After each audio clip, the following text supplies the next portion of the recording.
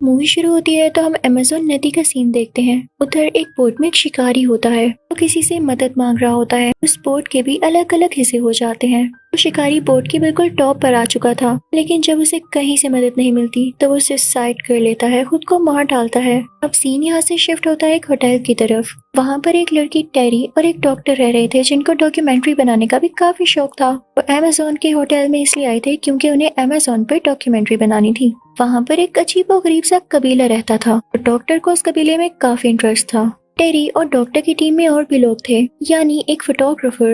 ये सब लोग उसको अपनी बोट में ले आते हैं तो ये बताता है कि मैं अमेज़न में सांप ढूंढकर उनको बेचता हूँ। ये लोग भी बताते हैं कि हम एक कबीले को ढूंढने जा रहे हैं। तो ये आदमी कहता है कि मैं जानता हूँ उस कबीले को, मैं आपको वहाँ तक गाइड कर सकता हूँ। अब ये सब लोग उसे गाइड के तौर पर भी रख लेते हैं। काफी खुश थे कि चलो हमें उस कबीले तक ले जाने वाला कोई तो आया, वरना हम भटकते ही रहते। वो गाइड उनसे ये कहता है कि मैं आपको ऐसे रास्ते से लेकर जाऊंगा जहाँ से आप जल्दी पहुँच सकते हैं। वहाँ जाने का मुझे भी फायदा होगा क्योंकि वहाँ पे काफी ज्यादा सांप होते हैं, लेकिन उनमें जहर नहीं होता, वो आपको कुछ नहीं कहेंगे। वो लोग आगे बढ़ने लगते हैं, लेकिन तभी उनमें से एक आदमी नीचे पानी में गिर जाता है। ना वो स्विम कर पा रहा था और ना ही सांस ले पा रहा था। वो लोग जैसे तैसे करके उसको बचाते हैं और बोट के ऊपर खींचते हैं। उसके मुंह में कोई वियर्ड सा कीड़ा था, वो अपने मुंह से सांस नहीं ले पा रहा था, तो उसके गले में एक होल किया जाता है ताकि कम से कम उसे सांस तो आए। वो सब सोचने लगते हैं कि इसकी इतनी बुरी हालत है, हम वापस भी नहीं जा सकते क्योंकि वो कबीला हमारे बहुत नजदीक है। सारे लोग सोचते हैं कि कबीले वालों के पास कोई तो हल होगा, फिर वो भी बीमार होते होंगे, उनको ठीक करना आता होगा अपने लोगों को। इसी के साथ वो आगे बढ़ने लगते हैं, लेकिन देखते हैं कि उनके सामने बहुत बड़ी हर्डल है, यानी काफी ज्यादा लकड़ियों को जोड़कर उन्होंने वो रास्ता बंद किया हुआ था। इसी बोट में एक एजेड आदमी होता है, वो उनसे कहता है कि कोई मसला ही नहीं है, हमारे पास काफी डायनामाइट है, हम इसको उड़ा देंगे और आगे निकल जाएंगे। तो टेरी कहती है कि खतरे से खाली नहीं हो सकता, लेकिन वो एजेड आदमी किसी की नहीं सुनता और ऐसा कर देता है। जब पानी में ब्लास्ट होता है तो पानी की कई क्रिएचर्स उनकी बोट पर आ जाती हैं, जिनमें ज्यादा सारे सांप भी थे। लेकिन वो गाइड कहता है कि डरो नहीं, ये तुम्हें नहीं काटेंगे, बस इनको वापस पानी में फेंक दो। वो सब लोग सांपों को नीचे फेंकने लगते हैं, लेकिन इसी दौरान इनसे गलती हो जाती है। इनके पेट्रोल के जो ड्रम्स थे वो भी नीचे पानी में गिरने लगते हैं। काफी कोशिश करते हैं कि उन्हें गिरने से रोक लें, लेकिन नहीं बचा पाते। इनके पास सिर्फ एक ही ड्रम था। ये लोग परेशान होते हैं कि इतने से पेट्रोल से हम आगे कैसे जाएंगे, लेकिन फिर भी वो आगे बढ़ने लगते हैं। आगे जाकर इन्हें वही बोट मिलती है जिसको किसी स्पिरिट की वजह से डिस्ट्रॉय होता देखा गया। तो उसी आदमी की बोट थी जो कि मदद के लिए चिल्ला रहा था, लेकिन मारा गया। ये सब लोग उसकी बोट से काफी सामान उठा लेते हैं। अब जो आदमी इनकी बोट को चला रहा था वो भी बोट की तरफ बढ़ता है, लेकिन रास्ते में पानी में से एक बहुत बड़ा एनाकोंडा बाहर आता है। वो उस आदमी की बॉडी के गिर्द लिपट जाता है, उसकी हड्डियां तक तोड़ देता है। उसने इतनी जोर से उसको पकड़ रखा था कि वो आदमी चिल्ला भी नहीं पा रहा था। देखते ही देखते वो एनाकोंडा उस आदमी को मार डालता है। यहाँ ये सारे लोग उस आदमी का इंतजार करने लगते हैं क्योंकि ये तो जानते ही नहीं थे कि उसका क्या हाल हुआ। वो एजेड आदमी काफी मीन होता है, वो कहता है कि हम आगे निकलते हैं, मैंने सुना है यहाँ पर एनाकोंडास भी होते हैं, उन्हें पकड़ेंगे, उन्हें बेचेंगे, काफी पैसे कमाएंगे। हम ऐसे ही रुके रहे तो फिर बस हो गया हमारा काम। तो टेरी कहती है कि रुक जाएं, एक दिन तो इंतजार कर लें।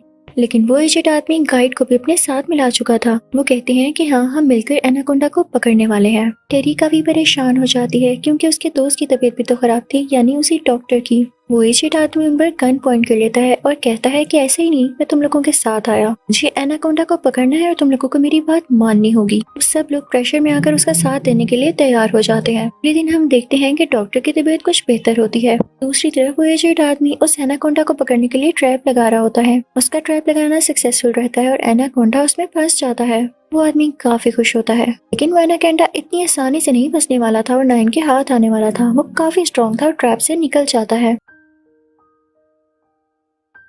वो बोट में आकर सब पर अटैक करने लगता है। वो एजेड आदमी उस पर शूट करके उसे बेहोश करने की कोशिश कर रहा होता है, लेकिन नाकाम रहता है। टेरी एनाकोंडा को शूट करने वाली होती है, लेकिन वो एजेड आदमी उसे रोक लेता है और कहता है कि मुझे जिंदा एनाकोंडा चाहिए, ना पैसे खाक आएंगे। अब जो सब लोगों को डर था वही हुआ। एनाकोंडा गुस्से से पागल हो चुका था। वो उस गाइड को भी पकड़ लेता है और उसकी बॉडी को तोड़ के रख देता है। यहाँ पर वो गाइड भी मारा जा चुका था। एजेड आदमी सब पे दोबारा से गन पॉइंट कर लेता है और कहता है कि बस मेरी बात सुनते जाओ, न मैं खुद तुम लोगों को मार डालूंगा या कम से कम एनाकोंडा को ही फीड कर दूंगा। टेरी को एक आइडिया आता है, वो उसे बातों में लगाती है। पीछे से वो रिपोर्टर उसके सर पर अटैक कर देता है, जिससे वो बेहोश हो जाता है। जब उसको होश आता है तो उसके हाथ बंधे होते हैं। रास्ते में वो चलते चलते रुक जाती है।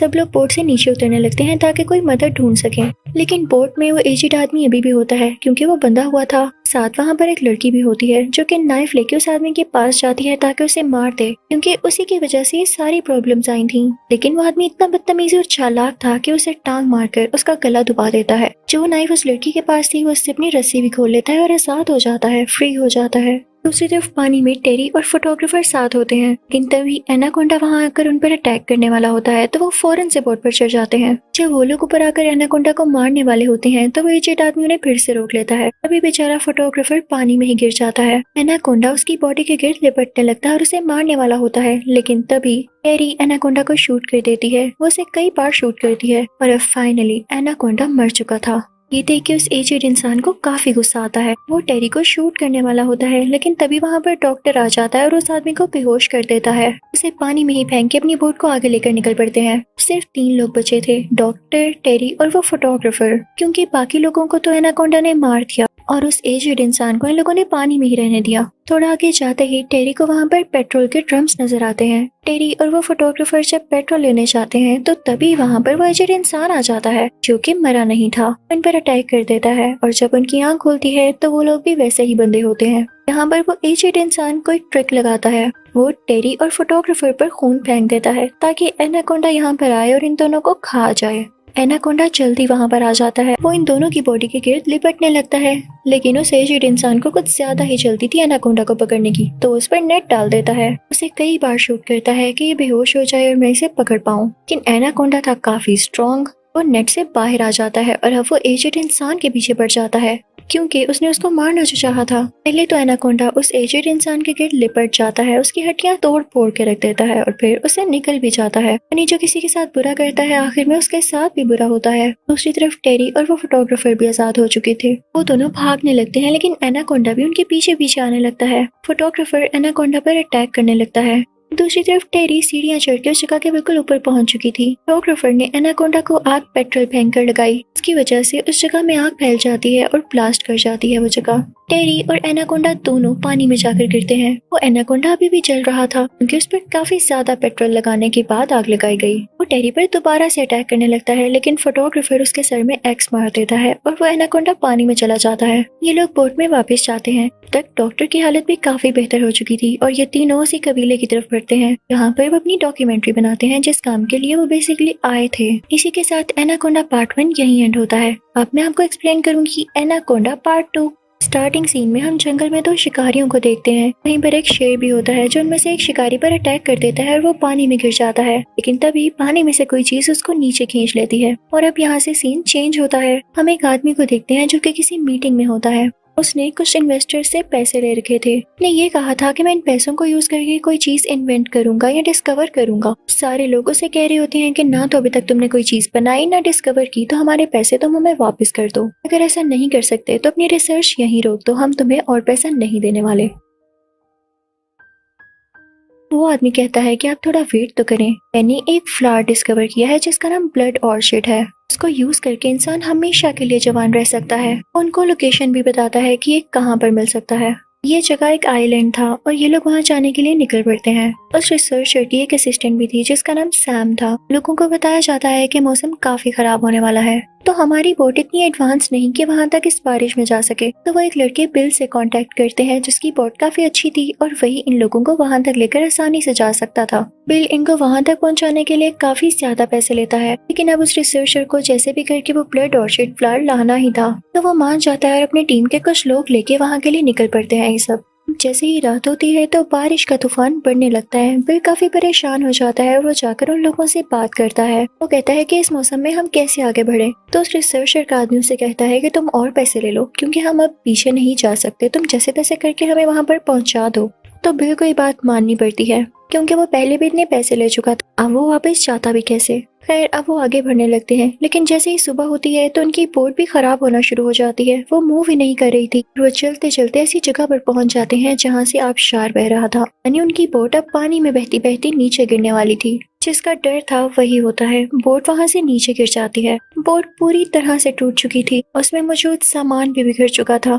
जो सामान रिसर्चर और बिल का था वो भी टूट के खराब हो चुका था। सब लोग काफी परेशान होते हैं और किनारे पर आकर बैठ जाते हैं, लेकिन तभी बिल कहता है कि परेशान नहीं हो, यहाँ मेरा एक दोस्त है जो कि हमारी मदद कर सकता है। वो लोग किसी तरह से उससे कांटेक्ट करते हैं तो वो कहता है कि मैं $2000 लूंगा हेल्प करने के, लेकिन जहाँ तुम लोग जाना चाहते हो वहाँ तुम लोगों को 10 घंटे में ही पहुँचा दूंगा। लेकिन उस आदमी तक पहुंचने के लिए भी इन्हें किसी गंदे से रास्ते से गुजर कर जाना था। वहाँ पर काफी ज्यादा पानी इकट्ठा हुआ था। ये लोग वहाँ से गुजरने लगते हैं। बिल के पास एक पेट बंदर भी था जो कि वहाँ से डर के दरख्त पे चढ़ जाता है, यानी उसने कोई खतरा फील कर लिया था। भी हम देखते हैं कि इन लोगों में से जो आदमी सबसे लास्ट पर होता है, पानी में से कोई चीज उसको नीचे खींच लेती है और देखते ही देखते वो मारा जाता है। वो चीज कोई और नहीं बल्कि असल में एक बहुत बड़ा एनाकोंडा था। ये सारे लोग डर के वहाँ से भाग जाते हैं और एक जगह पर आकर बैठ जाते हैं। बिल कहता है कि हमें फौरन से उस जगह पहुँचना चाहिए जहाँ से मेरा दोस्त हमें उस जगह पर ले जाएगा, लेकिन कुछ लोग कह रहे होते हैं कि नहीं, इस जगह से फौरन से निकलना चाहिए। लेकिन उस रिसर्चर का आदमी कहता है कि नहीं, हम वो ब्लड ऑर्चिड फ्लावर लेकर ही जाएंगे।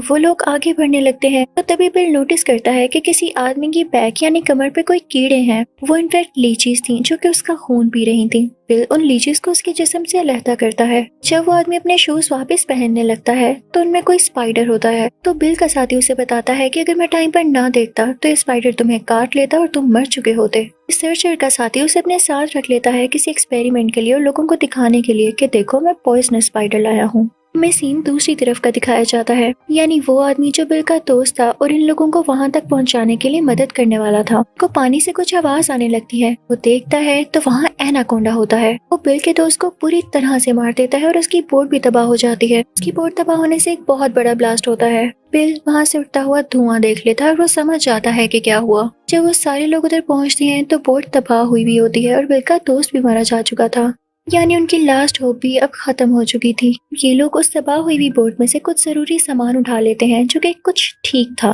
फिर ये लोग आगे बढ़ने लगते हैं। बिल का साथी इन्हें बताता है कि आगे जाकर एक कबीला है, हो सकता है कि वो हमारी कुछ मदद कर सकें। लेकिन वहाँ पर पहुँचते ही इन्हें कोई भी नहीं दिखाई देता। वहाँ पर बस एक मरा हुआ एनाकोंडा था। हो सकता है इन एनाकोंडास की वजह से ही लोगों ने वहाँ रहना छोड़ दिया हो। बिल कहता है कि जो करना है हमें खुद ही करना है, तो क्यों ना अपने लिए एक बोट बनाई जाए। तभी वहाँ पर रिसर्चर का साथी देखता है कि एक ब्लड ऑर्चिड फ्लावर उगा हुआ है। वो सबको बुलाता है और कहता है कि मुझे पता चल गया कि यहाँ के एनाकोंडास इतने लंबे और इतने स्ट्रॉन्ग कैसे हैं। इनको जितना भी मार लो ये मरते ही नहीं। मुझे लगता है कि ब्लड ऑर्चिड फ्लावर्स खाते हैं। उन सब से कहता है कि यहाँ पर ऐसे और फूल भी होंगे और हमें ढूंढने चाहिए। तो बाकी सब कहते हैं कि हाँ, फूल तो होंगे लेकिन उनसे ज्यादा एनाकोंडास होंगे। तुम क्या चाहते हो, हम सब मारे जाएं? वो उनको फोर्स करता है और एक बोट बनाता है। दूसरी तरफ वो रिसर्चर अपने साथी का, यानी उसी आदमी का जिसने वो स्पाइडर अपने पास रखा था, उसका सामान देख रहा होता है। रिसर्चर को पता चलता है कि उसने बिल के मरे हुए दोस्त की बोट से कुछ सामान उठा लिया था, जिसमें एक फोन भी था, लेकिन उसने इस फोन के बारे में किसी को नहीं बताया। तो वो उससे पूछता है कि जब तुम्हारे पास फोन था और हम किसी को हेल्प के लिए बुला सकते थे तो तुमने क्यों नहीं किसी को कॉल किया, कांटेक्ट क्यों नहीं किया? तो वो आदमी कहता है कि हाँ, मैं कांटेक्ट कर सकता था, लेकिन आप क्या चाहते हैं, हमें कोई मदद के लिए आता और हम यहाँ से चले जाते तो फूल कौन ढूंढता, ये मैंने आपके लिए किया। तो रिसर्चर कहता है कि फूल और पैसों से ज्यादा जान प्यारी होती है, हमने बहुत बड़ी गलती की। अब उस रिसर्चर के साथी को गुस्सा आ जाता है और जो स्पाइडर उसने पकड़ रखा था वो उस रिसर्चर पर छोड़ देता है। वो स्पाइडर उसे काट लेता है। रिसर्चर को कुछ होने लगता है। वो सब लोग वहाँ से निकलने वाले होते हैं, लेकिन रिसर्चर अभी तक नहीं पहुँचा था। तो उसकी असिस्टेंट सैम उसे बुलाने के लिए जाती है, लेकिन देखती है कि वो पैरालाइज्ड है। वो गुस्से में बाहर जाती है और कहती है कि ऐसा हाल उसका किसने किया है। उतनी ही देर में वहाँ पीछे एनाकोंडा आ जाता है जो कि उस रिसर्चर को निगल लेता है और अब वो रिसर्चर मारा जा चुका था। दूसरी तरफ उस रिसर्चर का साथी, यानी वही बुरा लड़का जिसने रिसर्चर को स्पाइडर से पैरालाइज किया, वो नई बोट में बैठकर चल पड़ता है इन सब लोगों को यहाँ छोड़कर। सैम कहती है कि हम नई बोट भी नहीं बना सकते क्योंकि हमारे पास सामान नहीं। जंगल के रास्ते वहाँ तक जाते हैं क्योंकि वो बुरा लड़का ब्लू ऑर्चिड फ्लावर लेने ही गया है। वो बुरा लड़का अपनी टीम से कांटेक्ट करने लगता है और उनको बताता है कि हमारी बोट नीचे गिर गई थी, जिसके बाद मैंने किसी को नहीं देखा और मैं अकेला सर्वाइवर हूँ। शायद चाहता था कि वही वो ब्लड ऑर्चिड फ्लावर ढूंढे और अपना क्रेडिट लेकर अपनी टीम के पास चला जाए। लेकिन इतने में ही एनाकोंडा उस पर अटैक करके उसे पानी के अंदर खींच लेता है। दूसरी तरफ जंगल में जब बाकी लोग जा रहे होते हैं तो वहाँ उन्हें एनाकोंडा मिलता है। वो एनाकोंडा सब पर अटैक करने लगता है। अब जब वो सैम की तरफ बढ़ता है तो सैम उसका सर काट डालती है। जंगल एनाकोंडा से भरा पड़ा था। वहाँ पर एक और एनाकोंडा आता है और उनमें से एक आदमी को चक्कर लेता है। उसे निकलने ही वाला होता है कि बिल ये देख लेता है और फौरन से जाकर एनाकोंडा के सर पर वार करता है।